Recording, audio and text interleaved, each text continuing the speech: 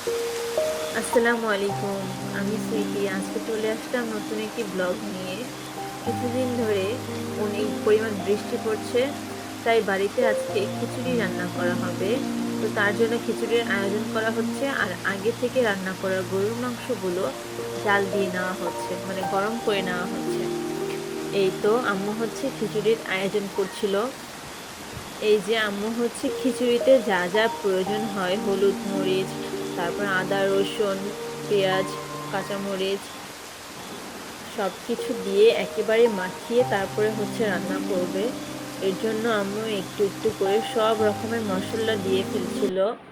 বাড়িতে বেশি মানুষ ছিলাম না আমরা, তাই একটু করেই খিচুড়ি রান্না করছিলাম আমরা, মানে আমি, আমার আম্মু, আমার ছোট বোন সবাই মিলে। এই তো আম্মুর সব রকমের মশলা দেওয়া শেষ। এখন হচ্ছে একটার পর একটা করে শুকনো গুঁড়ো মশলাগুলো দিচ্ছিল, যেমন হচ্ছে জিরা ব্লেন্ডার করা, তারপরে হচ্ছে গরম মশলা, দারচিনি, এলাচ ইত্যাদি সব রকমের সব মশলা দিয়ে এখন হচ্ছে মাখিয়ে এটাকে রান্না করা হবে। এই তো আম্মু হাত দিয়ে মাখিয়ে নিচ্ছিল সবগুলো। এই তো আম্মুর মাখিয়ে রান্না করা বসিয়ে দিয়েছে, এভাবে মাখিয়ে রান্না করবে আম্মু। এখানে রান্না বসাতে বসাতে অপর দিকে হচ্ছে আমি আম আর মুড়ি নিয়ে বসেছি। আমি সকালবেলা উঠেই হচ্ছে আমার ক্ষুধা লাগে, কিছু না কিছু খেতে হয়, এর জন্য সবার আগে আমি হচ্ছে আম আর হচ্ছে মুড়ি দিয়ে মাখিয়ে খাচ্ছিলাম। আমার কাছে আম দিয়ে মুড়ি দিয়ে মাখিয়ে খেতে খুবই ভালো লাগে। কার কার কাছে ভালো লাগে অবশ্যই জানিয়েন। এই তো সে অপর দিকে আমার আম্মুর খিচুড়ি বসানো হয়ে গিয়েছে। আম্মু একটু প্রথমে ভেজে নিয়ে তারপরে হচ্ছে চুলাতে মানে খিচুড়িতে পানি দিয়ে দিল। এই যে অপর সাইডে হচ্ছে আমার আম মাখিয়ে খাওয়া প্রায় শেষ। আম দিয়ে মাখিয়ে মুড়ি খেতে আমার কাছে খুবই ভালো লাগে। এই তো আম্মুর ওদিকে রান্না হতে হতে আমরা হচ্ছে টিভিতে সোনারগাঁও দেখছিলাম।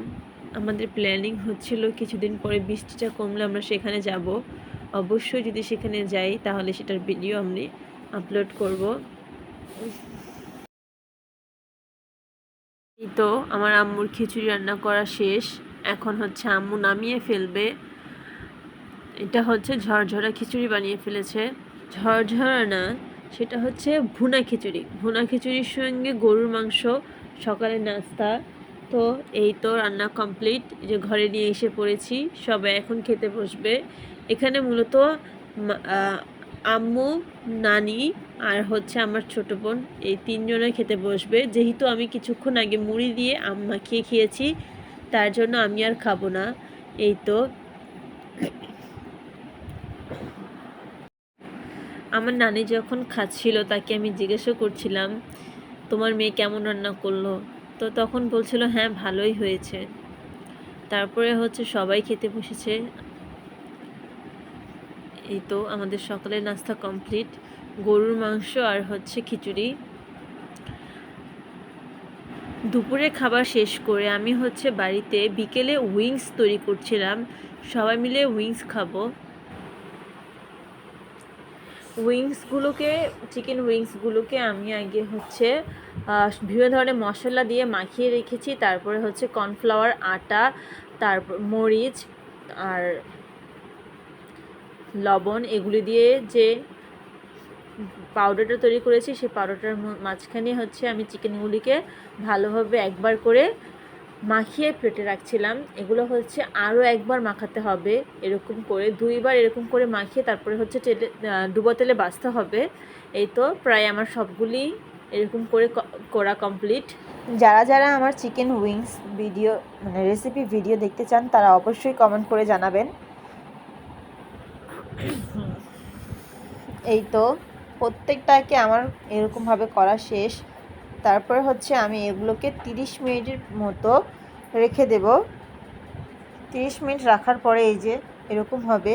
এরকম হওয়ার পর সেগুলোকে আমি আবার এরকম পাউডারের মধ্যে দিয়ে আবার কিছুক্ষণ মাখিয়ে তারপরে হচ্ছে ডাইরেক্ট তেলের মধ্যে ছেড়ে দেব। এভাবে হচ্ছে আমার সবগুলো চিকেন ভাজা হয়ে যাবে। এই যে আমার চিকেনগুলি ভাজা হচ্ছিল, এই যে একটার পর একটা নিয়ে আমি সবগুলো এভাবেই করে দিয়ে দিচ্ছিলাম। এভাবে করলেই হচ্ছে পুরোপুরি পারফেক্ট চিকেন উইংস বাড়িতেই তৈরি করা যাবে। প্রত্যেকটা জিনিস ফলো করে করে করতে হয়, এর জন্য আমিও সেরকমভাবেই করছিলাম। 2 বার করে পাউডারের মধ্যে চুবিয়ে চুবিয়ে ভাজছিলাম যেন জিনিসটা ভালো হয়। আমি এর আগেও এগুলো তৈরি করেছি, ভালোই হয়েছে। আমাদের ঘরের সবাই খেতে খুব পছন্দ করে। এই তো আমার চিকেন উইংস ভাজা ভাজা হয়ে গিয়েছে। প্রথমে হালকা ভাজা করে রেখে দিয়ে তারপরে হচ্ছে আমি এগুলোকে নামিয়ে নিয়ে ঠান্ডা করে পরবর্তীতে আরও একবার ভাজবো। তখনই কিন্তু অনেকটা পরিমাণ ক্রিস্পি হয়ে গিয়েছিল। এই যে আমি এখন সবগুলো এরকমভাবে ভেজে নিচ্ছিলাম।